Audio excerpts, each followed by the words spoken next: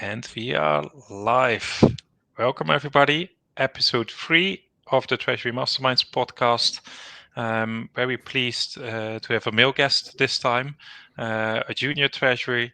Pavlos, welcome to the podcast. I still remember looking for guests for the podcast. I reached out to your boss to be on the podcast, and she said, no, you have to talk to Pavlos. He will be the best guest to talk to. I reached out to you, and I think you didn't even hesitate to tell me, yes, I want to be on the podcast. You immediately told me, yes, I want to be on the podcast. So I'm very happy you are here, Pavlos.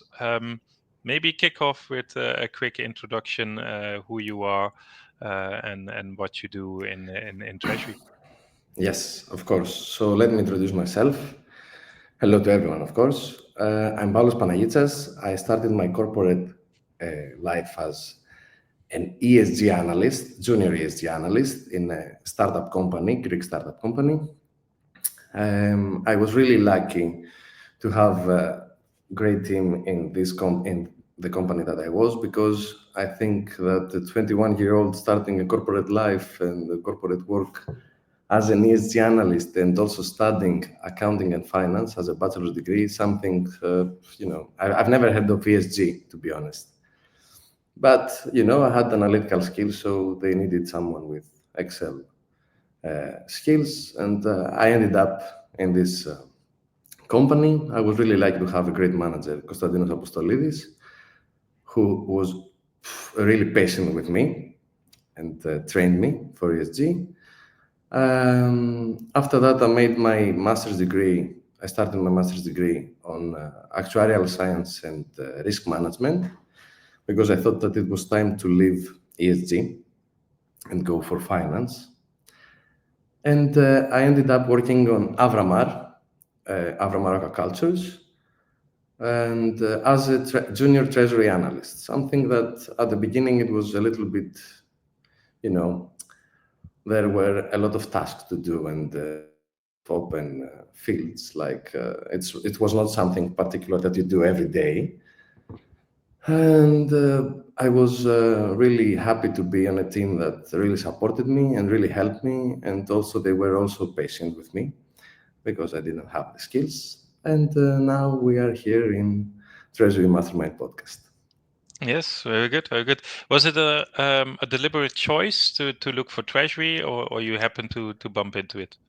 Well, look, I was in ESG and I wanted to focus on ESG. But the thing is that I had to go to the army, because in Greece, army is mandatory. And I thought that it will be a good restart in my life, in my working life, in order to, go to finance. I was starting to looking on jobs like credit risk and financial analyst and credit analyst. But I had some friends in treasury, so they told me give it a try.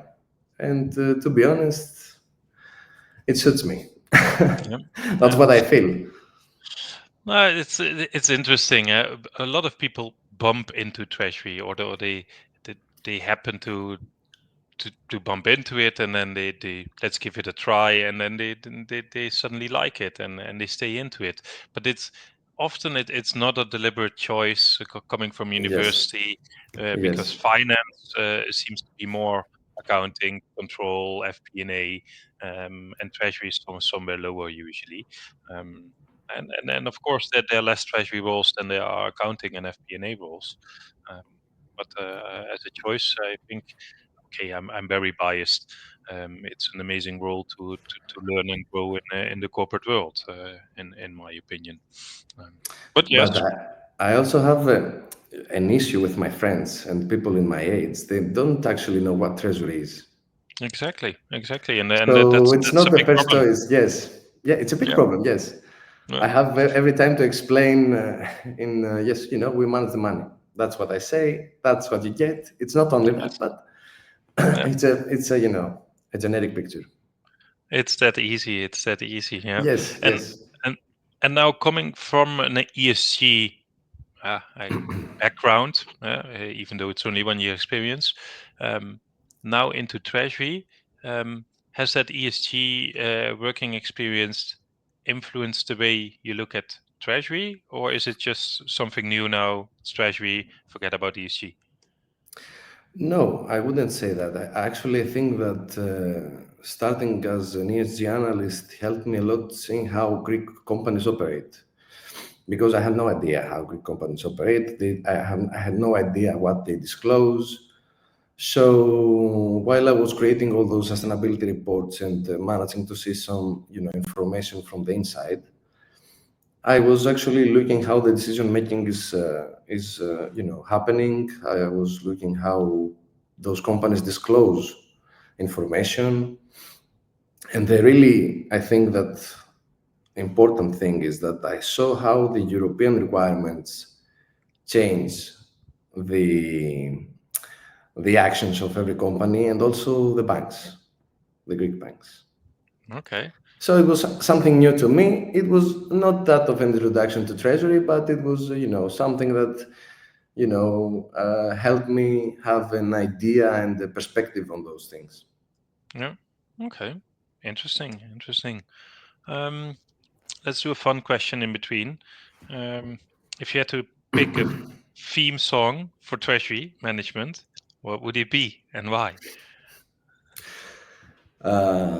My first choice would be Money from Pink Floyd, but Okay. I think that the one that suits amazing. It's the one I was hearing in the car while I was getting to work today. It's you can't always get what you want from the Rolling Stones. Yeah, yeah, that's Because maybe look, even better. yes, because look, I'm in a team that we are five people, including me. There is Miss Maragoudaki, who is in debt management.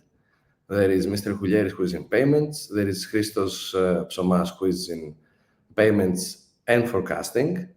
And also Mariana, who is the group treasurer, and she's, trying to manage every single one of us. And I'm in cash flow and bank relationships. So you say that we have core responsibilities for the company. This means that a lot of departments come to us for help, for information, for files, and maybe sometimes for instant payments, that some payments are emergency. At some point, those emergency payments are starting, to be like, we have a payment plan, we have processes, we have everything. At one point, whenever they come, for an emergency, I think that the best song behind should be "You Can't Always Get What You Want" playing on the background. Yes. And on the other hand, is maybe I should add it as my ringtone when banks call me to tell me that I have to send some bureaucratic papers to get something done, because it's a nightmare. It's really frustrating talking to the bank. So I think that will be the best when they call me to hear this. Yeah, the KYC docs, you mean? Yes. Yes. Let's Not, not not, go it's into not, that. yes. It's not only Yeah. KYC here, because all the Greek banks are really bureaucratic, to be honest. Even to do the small stuff, you have to climb to the Everest, and Yeah. it's frustrating. Yeah. No, and with a team of five, doing a lot of stuff, I think key takeaway is you have to learn how to say no. You Yes. can't do all the tasks with a small team, and I see that with more clients, with more treasuries. They have a small team and they have to move mountains. They have to do a lot with few people. And treasury is important, but treasury is a small team. So key responsibilities, a lot of responsibilities with limited people. Yeah, makes sense. You can't say yes to one person, say no to the other person. So you have to say no to everybody, to No, be honest. Not to policies. everybody, but yes, No, you no, that understand. makes sense. Because, Makes sense. Yes. Okay. Um, Forecasting, big topic in treasury. yeah, ESG, also a big topic in treasury. yeah. If you have to pick those two, which one will be the winner or the more important one, or do we have to focus on both? I think that that's an interesting question, because I think that I don't see these two to be that will stay that separate for long. I think that ESG and cash flow forecasting are actually becoming more connected in a way, as companies, align their financial planning to sustainability. But I also think if I have to bet on my career on it, I think that cash flow forecasting is the one I will go for. At the end of the day, no matter how strong your ESG strategy is, I think that if you run out of cash, it's game over. And also, cash is king, so you have to stay on it. Yeah, no, I fully agree. Yeah, this is the basic form of treasury is managing your cash, staying afloat, being able to pay your salary. I've never seen a company pay salaries with EBITDA, which is not real cash. So yes, okay. Now you're at a party or a family reunion, and you bump into your niece or nephew, 5-year-old, 6-year-old, and he says, "What work do you do?" How do you explain him that you are a treasury analyst, and what does a treasury analyst do to a 5-year-old? That's a question that the answer is not I'm managing the money, to be honest. So I think that maybe I will go with, let's imagine that the company is a family. And that family has parents, of course. And there is one parent that holds the wallet of the money. Sorry. There is a parent that holds the wallet of the family. Okay, this parent has to make sure that there is enough money to buy food, to fix the car, to pay for the school, to pay for clothes, to manage to have money for holidays and stuff like that. So everyone in the family has ideas, needs, and I want this, I want that. But I think that without the parent managing the money wisely, nothing gets done. I think that the treasury, that's my example, because I think that the treasury in a company is what makes sure that there is enough, fuel, money, to keep everything running smoothly for, longevity, continuity, and staying safe. Yeah, no, great answer. And my follow-up question would be: would it be the father or the mother who manages the wallet? No, That, I that, don't. I that don't might do make a big I don't difference. want to diversify this. No, no. I don't I know. I don't know. I don't know. Let's not I go don't in want to there. answer. Yes, yes. But No, I that's want to fine. ask you. I want to ask you a question on this, because Mm-hmm. let's say it's not a 5-year-old. Let's say it's someone in my age that Mm-hmm. it's starting his career on Treasury, wants to join Treasury. So, what's something you wish someone told you early in your Treasury career? Something that it would save your time, your stress, or maybe even a big mistake. Maybe this will help me also. Yes. Yeah. I think the biggest advice, and I also heard that from somebody else, is learn to solve problems in the company. And that means that that's not generic, because you have to adjust to that company. What is a problem of that company? And more specifically, what is a problem that your boss has? So maybe go to your boss and say, what's your biggest pain point? What's your biggest headache? What's your biggest Yes, issue yes, you're having? And can I help solving it? I might not have the experience you have as head of treasury, but I might have fresh ideas. I might come in blank with stupid ideas, but they might work. So really learn how to solve problems, and step beyond your job description. Don't say this is outside the scope of my job. In my job, I'm going to do from this to this. This is outside. I don't want to do this. That all depends. If you're happy where you are, stay within your boundaries.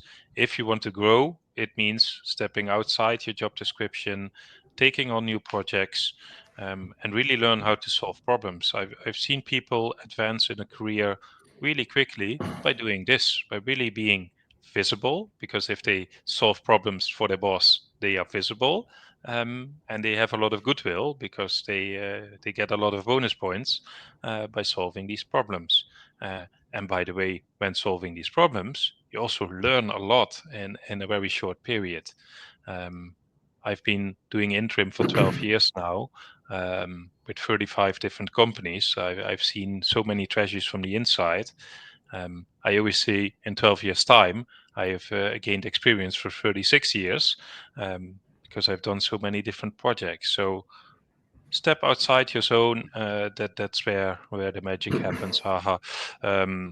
That's where you can grow and be visible. And my next advice, that's also an important one. If you want something, ask for it. I said the Yes. same in last week's podcast. I had a junior approach me, uh, and he brainstormed with me. He said, "I would really love to have an hour with the CEO just to brainstorm with him or to talk. How is his day?" And I told him, "Send an email to the CEO. If you can do this, if you can get half an hour of his time that you want to talk to him or shadow him for half a day, why not? The worst you can get is a no. You already have a no. The best you can get is a yes."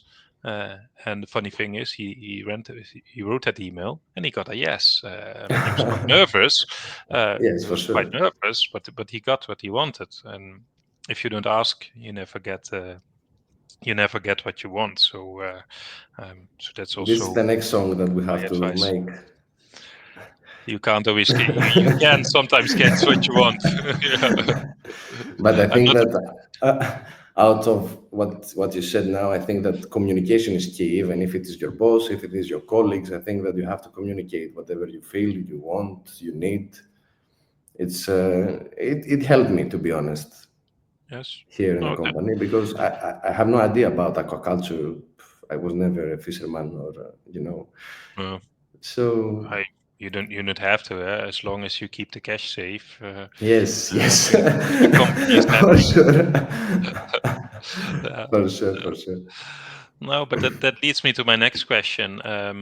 Treasury is often busy with day-to-day operations, but at the other hand, you also have to innovate, new technology, improvements, new projects. How do you keep that balance with day-to-day busyness? You probably say no to a lot of people. No urgency, no instant payments. Um, but no, all jokes aside, how do you keep that balance? Well, I think that I totally agree that treasurers are innovators. It's something that Mariana also says. And it's something that also, we are not only the one that say no in a company. That if you want, to make innovations, changes in a company, I think that you have to, in a way, get in the feet of a lot of people and annoy them in a way. Because you are taking them out of their safety zone, yeah, depending on how long they are in the company, what happened to the company. It's a lot of discussion that we can put on, but I think that being open-minded and discussing issues or emergencies, or also making people to understand that there are processes that we do some things, some certain things, it's actually really good to also secure a growth of the company.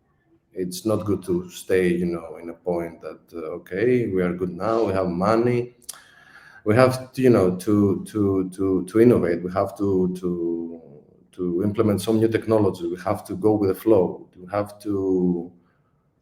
I'm not saying that in the right position to say that yes, my generation is better than your generation, and we have to do it this way, and let's do everything automated, and let's add everything with AI and stuff like that. It will be amazing, to be honest, but it's not something really, in the present. I think that we have, even people in next generation, even people in older than me, they have, to cooperate with each other, say no, say yes, and, you know, cooperate. Yeah, cooperate. Yeah, makes sense. Makes sense. And find a balance between both. Makes a lot of sense. You mentioned Mariana. I know her quite well. Obviously, she's your boss. You have a different relationship than I have with her. Um, Now, imagine you're in the elevator in the office. And you get stuck in the elevator. Normally, with Mariana, you're busy. She goes quickly. Now you're stuck there for hours, so you have time to discuss and talk with her because you're stuck anyway. Your phone isn't working, so you can't work. You have no reception. You have to talk. Yes. What do you talk about? Well, because I've known Mariana outside also of the office, I'm pretty sure that we will end up after the panic period. We Okay. will end up discussing about something that similar happened to her, and we will start making fun of it and have a laugh and etc. But when she will ask me about something about work, I'm sure that I will definitely start complaining about how irritating is the conversations and communication with the banks. For sure, for sure. So I think that at the end of my complaining and me getting angry, she will also get frustrated, and maybe she will make me climb out of the elevator and try to find some help. Okay. We said Okay. that treasurers are innovators, so even in the elevator we have to improvise. Oh yes, okay, that makes sense. And then Yeah, I, yeah. I really hope that there's a help button in the elevator so you can For call sure, because I somebody. don't know how to climb on the elevator. It's Exactly. Don't do that. It won't be safe. It won't be so. safe. Regarding your last question about the innovation and the treasury, I think that what's your opinion about treasury? You think that it is more a defensive role, like protecting cash and reducing risk, or can it actually drive growth and strategy? Where do you draw that line? Yeah, it's an amazing question. Um, in the basics, if you don't have the time, the capacity, defensive all the time. You have to protect your cash. It has to be at the right place, at the right time, in the right currency. Uh, that's your basics. But if that's met and you have time left, that doesn't mean you lean back and enjoy the sunshine, Yes, because then strategy comes in. Um, I think Treasury should have a seat at the table with the CFO. We're very forward looking. We try forecasting. We talk to the CFO, to FP&A. What are our goals? Is the company growing? Um, are we growing? Does that mean we need to talk to the banks because we need more debt? Um, what does it mean for our governance? Can we even get this money on the financial markets? So definitely part of the strategy and of the growth. We're not a catalyst of this growth because we're not the source. We're the solution of that growth, because we need to help achieve that growth. So most definitely, and Treasury as a standalone, Treasury is nothing. We get our information from banks. Our forecasting information comes from FP&A, procurement, sales data. We we need have a to be lot of input. visible. Yes, Yes, so we need to be visible with other departments. You need regular catch-ups. So you need to leave your ivory tower and talk to your colleagues as well. But in the basics, defensive, yes. But in this modern world, this defensive part, you can do this in 2 or 3 hours in the morning, cash positioning, optimizing your cash flows, a few hours in the morning, and maybe at the end of the day, excess cash investments. So that shouldn't take 8 hours a day anymore, like it used to be in the olden yes. days, where we didn't have this automation. I don't know, but Yeah, you still, I still visit sometimes companies who have to manually scrape Excels or banking portals, just to get their cash position final. Now there are tools out there, push on a button, and I know my cash position end of day, maybe even instant, um, and there are well, sources of truth in between. yes. But I'm currently, exporting files from the banks in order to get the cash flow and the cash balances right. So we're currently in this position now. We don't have the TMS implemented. Yeah. Yeah. If you do that with two or three, four banks, that's doable. I talked to Yes, one client a few days ago. They had 55 banks, and they still had to do most of them manually. I was like, oh my God, how are you even spending time on this? This needs to be automated. So it comes back again. Where are your issues? Where's your big Yes, yes, headache yes. in treasury? If you don't have cash visibility, you probably have much more headaches in the next few hours, because if you don't know how much cash you have, Yes, how you don't can you? have. Yes, yes, you don't have time to think everything, to think anything else than the cash flow. Yeah, If you have no, indeed. 55 banks. No, indeed, that's terrible to manage. And I didn't Yeah. know the details. I only had an introduction with this treasurer, but still, I was flabbergasted. Yeah. Good. Thanks for that. Back to this ESG. I think many treasury teams, they're not too much into ESG. They think it's not very important. I think it should be. Um, what do you think treasury teams could learn from sustainability and ESG practices? Yes.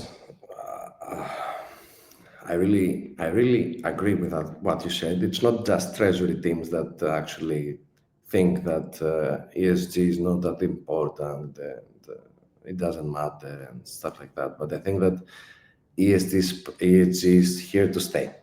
That's my my my my thinking. Okay, so it's not about efficiency and cost control. It's just about understanding the broader impact of our decisions.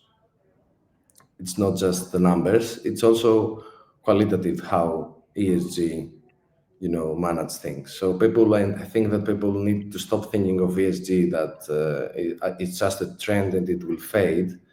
I think it's not. It's based on solid foundations, and I think that there is a lot of research on it.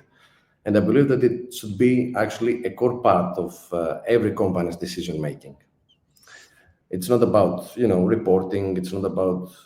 It's actually about promoting a healthy working environment, having products or services depending on the company that are responsible, and also I think that minimizing the impact on the planet is really important. And this it's actually the mentality that I am growing in, but it doesn't mean that it is wrong. Mm. But do you see that the younger generation is more ESG sustainability minded than the older generation is? Difficult Yes, I question. think because it's actually a little bit, more new. It's a new trend, to be honest. So, as we said, having people to get out of their safe zone, it's harder than expected. So, even if you have some political voices saying that ESG is not political voices from the other side of the planet Hmm. saying that ESG is, they disagree that it's important. Yeah. I get it, but it's also, some things should be, built in a new way and let's grow on it. Mm. No, great answer. Fully agree. I think we have a question from the audience as well. Yeah, looking at Johan. Um, he says, usually I see young treasury talents getting out of energy after years in treasury because of lack of new challenges, repetitive tasks. Um, yeah, well, what can you recommend to this population? Um, Assigning new tasks. You're only in your role for a year, but what are your ideas? Well, I think that if you manage to communicate more with them in a way not only about work, about their life, and becoming something like a friend, or having some, let's say, company drinks and getting close to them, not in a way of let's please stay in the company, just to get to know them and see how react with everyday people, how what are things that they like outside of the company. Maybe he will start liking the environment maybe more, or because I don't think that you can manage to skip repetitive tasks, especially with juniors like me. It's impossible. We don't have that skills, or uh, knowledge of more strategic things and stuff like that. So I think that maybe going a little bit out of the working environment and not being that harsh. I don't know. Yeah. No, I think it's difficult to keep. not even younger people, but also more senior people, keep you motivated, especially if you do Yes, this the yes, same thing for 3, 4, 5 years, and it's maybe a bit of a generation thing, that um, 20, 30, 40 years ago it was okay to do things for 20 years and stay in the same job. yes. I think this generation is more like, I want something new, I have the opportunity, I will take that opportunity and I will look for something new. And they are a bit more easier to jump to new jobs. But that's also Maybe, job yeah, market. maybe maybe some new projects that will bring some innovation or technological innovations in the company, or will try to automate some things in the company. Maybe it will also be useful for someone junior, because Yes. we every single one of my age people, like, yeah, we have a smartphone, we grow up with a smartphone, we grow up with technology. So I think maybe something like that, the project to innovate something or to improve something, to automate something, will be helpful. Yes. Yeah. No, I agree, and But it goes two ways. If the junior has too many repetitive tasks and out of energy because they're doing the same thing, yeah, he it gets also bored. goes. Yeah, but it's boredom, yes, definitely. But it's also up to the manager to see that, recognize, Yeah, and say, maybe I need to find something for you to do differently. Like Johan says, I assign them new people in projects, or in different departments, which I find is tricky because you're losing the talent maybe, yeah, but at least you're keeping them motivated. Yeah, yeah. amazing question. Yeah. So on Okay. top of that, I was before 1 year, 1 month ago, I was in Cyprus. I was in ICPAC summit, Mhm. and of course I was a younger. So because it was about financial leaders, I have nothing Mhm. to do with that. Mhm. So there was a lot of talk about Gen Z, my generation. Mhm. They were saying that we are lazy. It's understandable. That we are easily distracted. Understandable. And also that we are not that committed. That's something that sticks to the comment here. Mhm. But honestly, I want you to answer me honestly. Okay, so I can understand everything, but I'm curious. When you were 24, okay, like I am Mhm. now, Mhm. just starting your career, that was going. What actually was on your mind? It was like, how can I grow the company that I work now, or where will spend my Friday and Saturday nights and drink with my friends? Yeah. Yeah, both things were on my mind, but on very different times. Yes. No, more professionally. My first, and I might not be the best example here. My longest time I stayed with a company was 4 years, and I became an interim and consultant quite young. I was 30 years old, but my first job I stayed for 4 years. When I joined there, I was really like, I want to learn as much as possible. I had an amazing boss, or two bosses, who really helped me grow. Um, and when I was in 1, 2 years, I said, you know what, the work I'm doing now, I can do that very good now. I'm very good at it now. So I want something new. They really helped me think along. Okay, what can we add? What kind of projects can we add to your role to help you grow? So that kept me in for another 2 years. Then I was in 4 years, and then I realized, you know what, to really grow now, I need my boss to leave, really, because to be honest, I want the job my boss has, and the only way to get that job is for him to get promoted, or for him to leave. Um, so, in a way, if you are ambitious, the best career advice for really ambitious people is to hope that your boss leaves or gets promoted, so you get promoted. Um, or to apply for a new job and go elsewhere. And this might be controversial that I'm saying that. It's a bit about loyalty.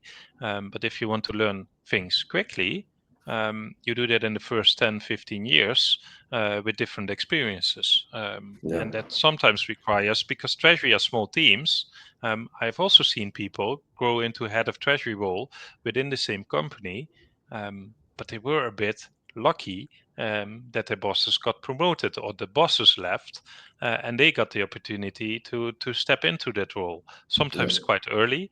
So it's a bit of combination between that. And the generational differences, yes, we will always have that discussion. Are you lazy? No. Are you used to more technology? Yes. And if you have that technology, why wouldn't you use it? I had a discussion with somebody at a party last week.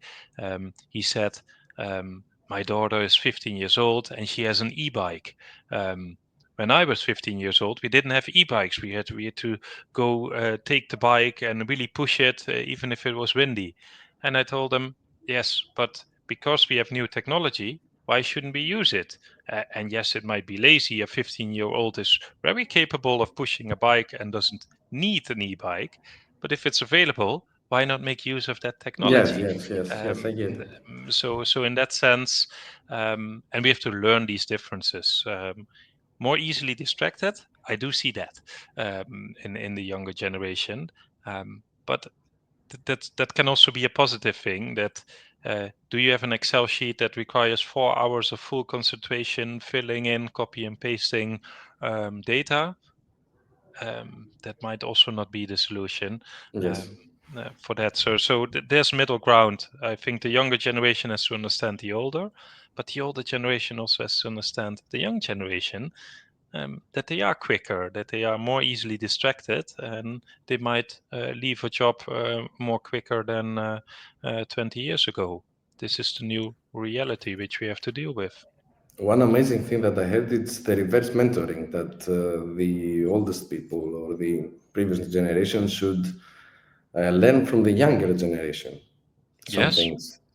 I'm Yeah. not saying that we are always right, but we also have to know, to learn from the older generations. They have more experience, they have knowledge, they Yes. have everything. But Yeah. No, and I also do mentoring, and I mentor a few juniors. Um, it's not like, hey, you're the junior, listen to me, but I tell you this is the single source of truth. We have discussions, and we have like, how does this make you feel, and how did you deal with it, and why did you make that choices? And sometimes I get answers, and like I'm like, I can really relate to that, and I can understand that. So no, in my opinion, it goes two ways. I like it, reverse mentoring. Great advice. Yeah. Okay. I have two more questions left. One of them focuses, I saw you also did a Google Data Analytics certification. yep. Amazing. Um, was it helpful in Treasury? Did it help you? In Treasury, yes. In ESG analytics, yes. I think that at the point that we are right now, I think that analytics are in every job, even if it is accounting, even if it is treasury, even if it is finance, financial analyst, it's everything with analyst. I think nowadays. So actually, it really helped me, even though that we don't actually use Google products because, of course, the program was with Google products. Okay. But at the end of the day, it showed me the variety of tools that there are in order to make to make a story out of your data, to explain how those numbers actually, are translated into risks, into opportunities, into trends, into, whatever. Yeah. So it So. actually really helped me that if anyone is young here and wants, even if it's not young, it's Hmm. actually really good to do some certification, even if they are online, because you get, Yeah. some input that you cannot get elsewhere. Yeah. So more treasures should do this course, data Yep. analytics, not necessarily Google, but data analytics in Data general. analytics, yes, for sure, for sure, for Okay. sure, for sure, Okay. for sure. When are you sending Mariana to this course? Oh, she Uh, already did it. I don't think that she needs that certification. But Yeah. if she managed to make me climb that elevator, I will definitely tell her to go to make the certification for sure. Oh, yeah. Oh, yeah. Good. Good. Good. She has to. She has to. I have to take my payback. on Yeah, that. makes sense. Yeah. Makes sense. Yeah. My final question. You're giving a magic wand, and you can fix one misconception about Treasury. What would you fix? I think that there are two misconceptions. The one is that we always have money and Mm-hmm. we will always manage to pay everything for some reason. I Mm-hmm. then think that the second one is that our forecasting it's 100% like we can see the future or something. Yeah, so even though that I'm not that experienced in forecasting, and I think that forecasting is unpredictable because it's dynamic and it depends also for the company, of the company, because some companies are, it depends on the markets, operations, or timing, human behavior. I don't know, innovations from other companies. I don't know. Uh, our job is not just to predict the future 100%. We have to, prepare the company for whatever version of the future actually shows up. But we are really lucky to have Christos in our team because his margin of error is very small. So we have nothing to be scared of. Yes. Okay. He's a Okay. guru. Very good. Very good. Forecasting. Um, it's in the top 3 of Treasury priorities, cash flow forecasting. 20 years ago, it was in the top 3 of Treasury priorities, cash flow forecasting. Okay. So it will always remain there because the world changes. We can do better forecasting because we have more data. Because we have more data, we have to do better forecasting. So it's a vicious cycle which you're Yes. always in. And the world changes quicker now than it changed 20 years ago with all this data analytics. We've seen Credit Suisse, the bank, go bust in 3 days. Lehman Brothers took a couple of weeks. I think a bank can go down in 1 or 2 days just by information and capital markets reacting much more quicker than Yes. they used to be. So that's a new reality we have to adjust to. So the forecast you did last week Friday, you probably have to do a new forecast today because that's already old news, and you Yes. you can keep adjusting it daily, hourly, whatever, but it needs to suit your company. You probably don't have that many cash flows and can predict it much easier. A retail company has millions of cash flows, very hard to predict. I've seen forecasting models where even the weather forecast is an input because the weather depends on how people behave and buy certain products. Very difficult to get it right.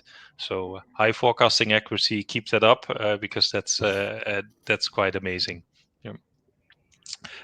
I'm out of my questions. Do you have any more questions for me, Pavlos?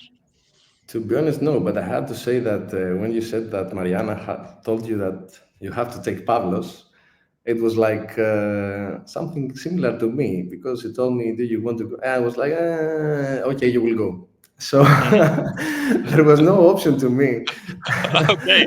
Oh, no second oh, option. Yes, okay. She didn't ask you; she told you.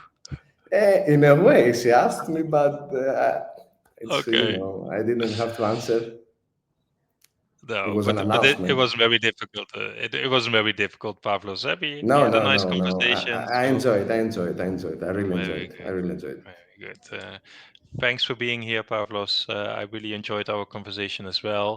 It's really good to have heard a junior's perspective here, a Gen Z perspective, to say it that way. And I hope the audience learned from your insights and the knowledge you Yeah. shared.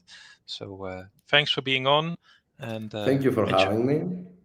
Also, I hope that everyone enjoyed it. Great. Thanks, Pavlos. Have a nice day. Thank you. Bye bye. Great.